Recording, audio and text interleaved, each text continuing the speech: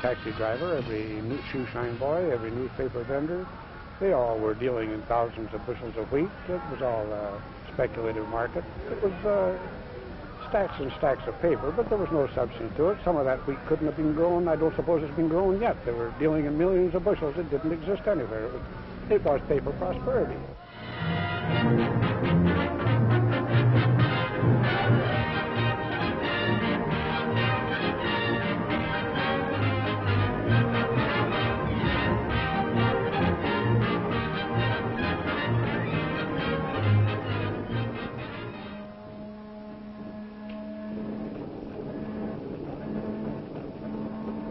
If the 20s roared anywhere in North America, it was in British Columbia. The province glittered with opportunity meeting the world demand for raw resources. Production increased, markets expanded, profits soared. Foreign capital paved the way to foreign markets. Dependent but prosperous, the future looked good in the Golden West, until October 1929. This station master, I can always remember him coming out with his chalk-like face saying, it's a disaster, it's a disaster. The bottom's fallen out of the market. There's a panic on. No markets meant no production. Jobless figures skyrocketed, but the country's new leader had a message of hope for the Canadian people.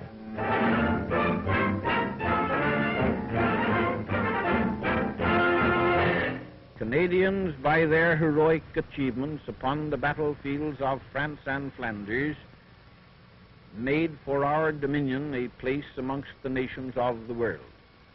They are now engaged in a struggle for the agricultural and industrial development of their country, believing that if afforded an equal opportunity with their competitors, they can provide employment for Canadians in their own country, supply in large measure our domestic requirements, and not unlike a total war effort, the Depression was a universal experience.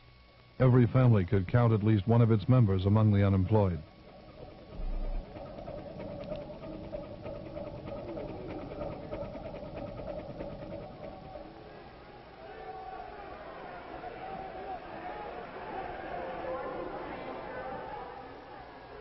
By 1932, 1 in every 4 people were without jobs in Canada.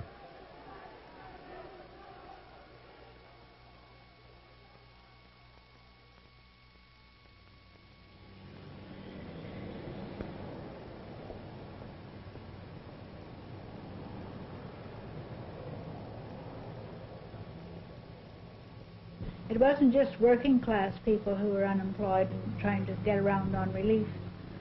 It was middle class people. Teachers were out of work, and business people were out of work, and they began to lose everything. You know, first the car, and then the house if they owned it, or if they didn't own it, they would be evicted if they weren't paying rent. And the middle class people were very bewildered by this and very ashamed because they didn't know how to feed their children unless they went on relief, and yet they hated to ask for relief. The girls in many ways had a rougher time of it even than men. They had real difficulties getting relief. They wound up doing housework for nothing, working on farms for nothing, doing housework. In many instances, relief authorities were that hard-boiled. Young girls were told, "You're good-looking, what the hell are you doing here? Get out of here." But the biggest problem was obviously that of the single men. I mean, supposing you were a young man in a family and you would get no relief. The family would get so many coupons and food tickets for those who were under 18, you see. But if you were older, you would be scrounging on the family relief tickets. So you got out of the house. Anyone who lived or worked anywhere near a railway couldn't fail to see the signs.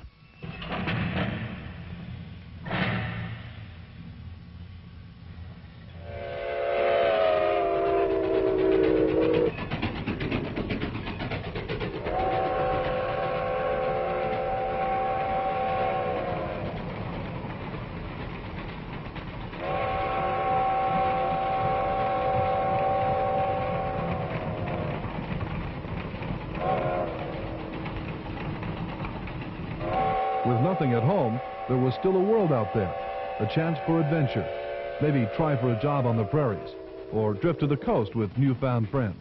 From the summer of 1929 on, and it certainly didn't stop during the winters, there was a constant procession all across the country. It made no difference whether they were going east or west, but there was literally thousands of dispossessed and out of work and rather hopeless people traveling on the top of boxcars. Every freight train had its quota, and the direction didn't seem to matter. A young man dropping off a freight train looking for work in a small village or town with his pack-sack on his back wouldn't be in town very long before the local police would inform him if he was still hanging around that town at sundown, he would wind up in jail. In Vancouver, the jobless organized to demand better relief conditions. City and provincial authorities were quick to act. This was a national crisis, they charged. The solution must come from the national government. And so it did. And eventually you had to, if you wanted relief, you had to go to a relief camp at 20 cents a day and chop rocks. With the help of the Canadian Army, Prime Minister Bennett brought down a plan for a national relief camp system. Single jobless men would be isolated from population centers, their activities controlled. They would be unable to organize. Everyone was happy with this solution. Everyone, that is, except the unemployed. Relief camps were relief camps, and you almost had to live in them in order to understand it. The food was mediocre. The camps in the main were in isolation, tar paper shacks, all of them. The atmosphere, 20 cents a day, it led to tremendous dissatisfaction. You felt as if you were disowned and deserted, and they just dumped you in the worst possible places. Part of the Caribou Road and the new highway up to Harrison Hot Springs, for instance, there's a bypass was cut out of solid rock there with hand drills at 20 cents a day. And then the Peace Arch, of course, was a plum. They did all the landscaping around the Peace Arch monument. All that was done with shovels and wheelbarrows and picks. To me, it's no longer a monument to the great undefended border of everlasting peace. To me, it's a monument to slave labor by men working at 20 cents a day. We're in the money, we're in the money. We've got a lot of what it takes to get along. We're in the money, the sky is sunny. Oh man, depression, you are through, you done us wrong. Oh, we never see headline about bread line today. And when we see the landlord, we can look that guy right in the eye. Oh, we're in the money, come on, my honey. Let's lend it, spend it, send it rolling around. We're in the money, I say we're in the money. Some entertainment served as a social safety valve, churning out optimism at the bleakest hour. The great campaign put on by the Junior Board of Trade in Calgary, they thought they would revive people's confidence by just ignoring the fact that the Depression was still on, so they came out with a campaign where they asked everybody to put on a bumper sticker, and this was in February or March of 1933. And the bumper sticker read, "Wasn't the Depression terrible?" The inference was that happy days are here again, and the Depression was over, and good times were no longer just around the corner, they were here. 1933 held another reality. Average income for workers was nearly half that of 1929, and unemployment was at its highest peak in Canadian history. 1933 also saw the birth of a new political party. Its purpose, a new social order. The Co-operative Commonwealth Federation, under the leadership of J.S. Woodsworth, brought together farmers and workers. The CCF believed at that time that the capitalist system was responsible for the prevailing conditions. They proposed a 4-point program including a planned economy and equal distribution of income, socialized medicine and health care, a national labor code to ensure minimum wages, unemployment insurance, old age pensions, and a federal emergency works program to alleviate unemployment. The CCF supported the demands of the Relief Camp Workers Union. The slogan was a very simple one: work and wages. That's what we wanted, and it was a popular slogan, and we wanted the camps closed. We wanted to be put to work on constructive work and be given trade union rates of pay, and it was just that simple. Well, the people who took the responsibility of organizing the unemployed to protest against the condition all during the Depression had to be the people who first of all understood it. And to them it was not any dip in the business cycle. To them it was a part of a great class struggle where the dispossessed were either going to organize for a better life or they were going to have to accept the treatment they were now receiving, and that would last until they were needed for a war. The Workers' Unity League put forward a platform of comprehensive demands: a 5-day work week, equal pay for equal work for women, and such unheard-of demands as unemployment insurance and old age pensions. They were responsible for organizing the Relief Camp Workers' Union. The whole environment led to dissatisfaction and rebelliousness. The camps were under the Department of National Defense, and you were issued with fatigue clothes, and you were under the rules of the Army. And the minute you opened your mouth about organization, you were down the road.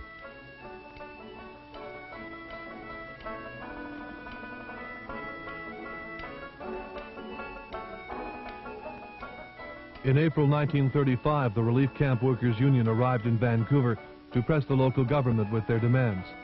Ethnic groups and trade unions raised funds for the cause of the men. Public support was overwhelming.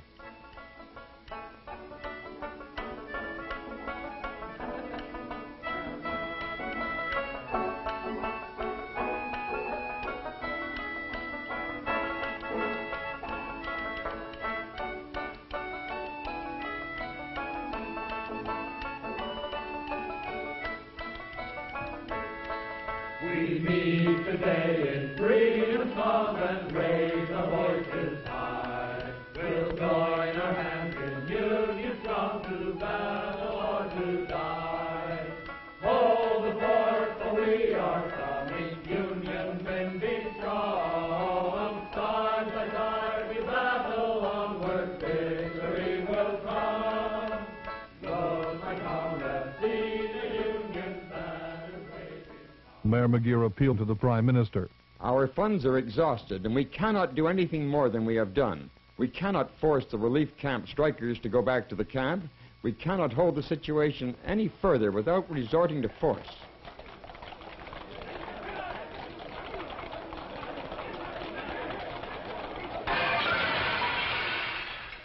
In the course of that demonstration, I got picked up and charged with an unlawful assembly for leading a parade through the Hudson Bay store. There were certain things you could do and other things that the system frowned on very heavily.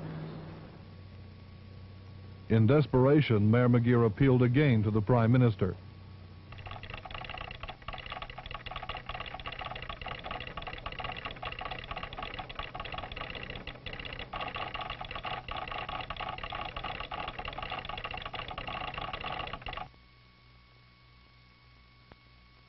Bennett's answer served only to fan the flames.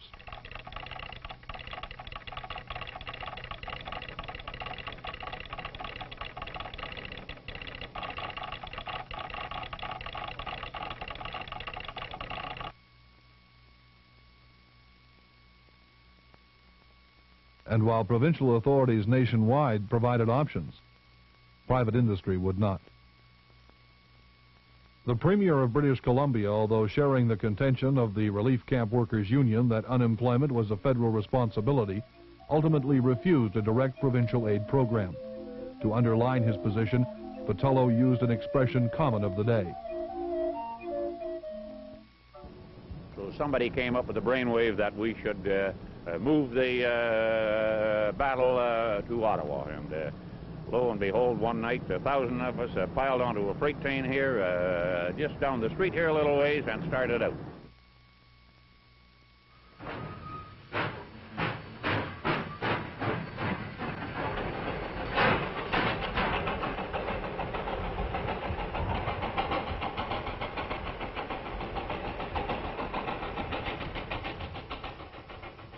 The relief camp strikers picked up numbers as they moved east. Under the leadership of Arthur Evans, a delegation went ahead to Ottawa to present their demands: a work and wages program, a system of unemployment insurance, the right to organize, and the right to vote.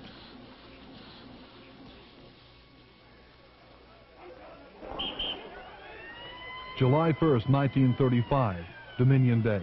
A bloody clash ensued in Regina. Canadians by now had identified R.B. Bennett with all of the problems and none of the solutions of the Depression. His mishandling of the Regina Riot was the proverbial last straw that broke the camel's back. When he went to the people in a general election in October 1935, his Conservative Party was wiped from office. Mackenzie King was much sharper than R.B. Bennett. He closed the camps, and the first year in Western Canada, he put the boys on extra gang on the railroad, gave them 2 bits an hour. That only lasted a few months, and then he cut that out, and then he made available a farm scheme where you could go to work for a farmer, and that way the single unemployed were isolated on farms by themselves, and Mackenzie King didn't have as much trouble with the unemployed as Bennett did.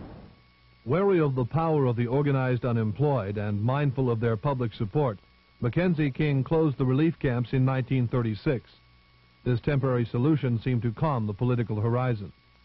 Because King favored relations with the United States over the United Kingdom, Canadians felt that the United States' New Deal was also in store for them.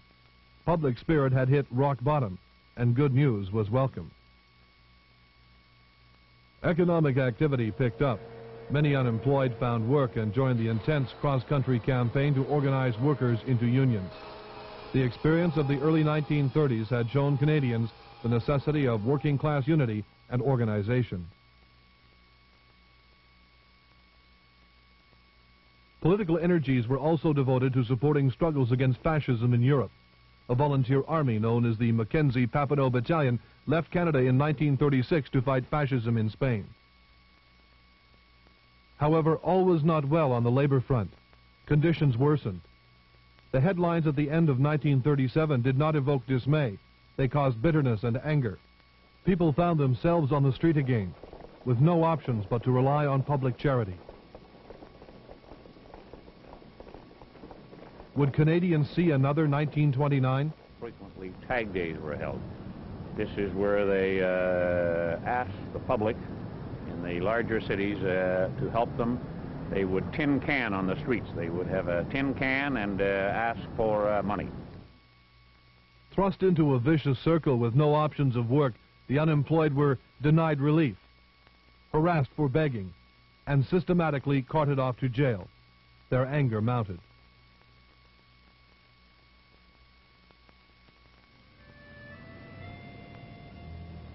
We had the same attitude to those young men as the Americans had to some of their anti-war demonstrators, you know, over the Vietnam thing.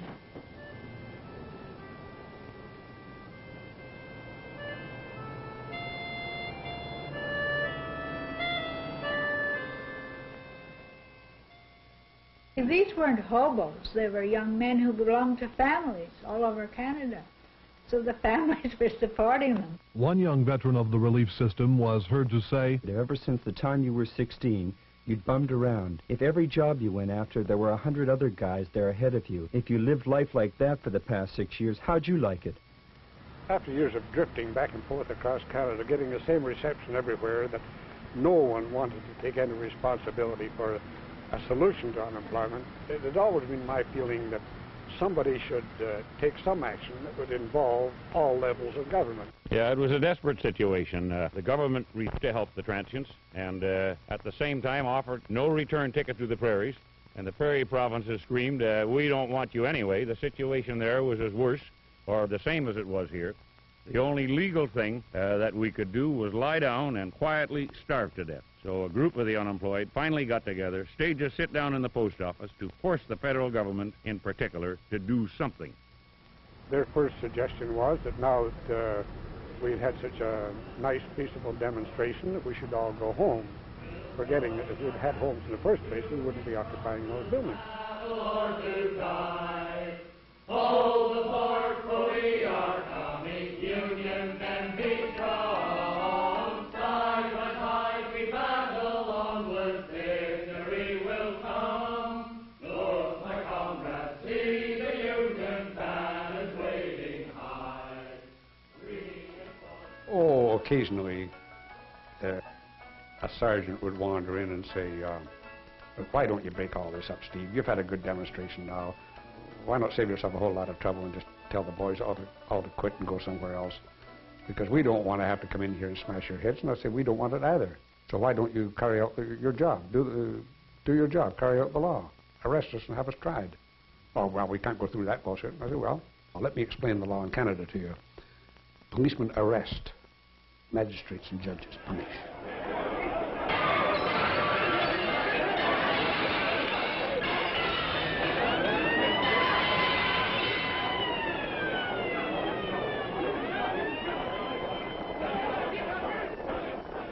When you're unemployed in Canada, you're subject to order, but you're not subject to law. With many injured and their leader in hospital, the men in their rage moved through the streets, breaking shop windows as they went. As news of the eviction spread, public opinion rapidly galvanized into action. An hour later, 10,000 people gathered in a downtown park, the Powell Street grounds. Speakers at the rally decried the eviction as a brutal course of action and demanded the resignation of the government. As night fell, public anger continued to mount. Harold Winch, a provincial member of Parliament, spoke to the insistent crowd shortly before they dispersed. Further violence was avoided on Vancouver's Bloody Sunday. But the problems of the decade remained unresolved. We're heaven blessed with plenty of the very best of every single thing. So let's all rise and sing. We're proud of Canada, how thankful we should be.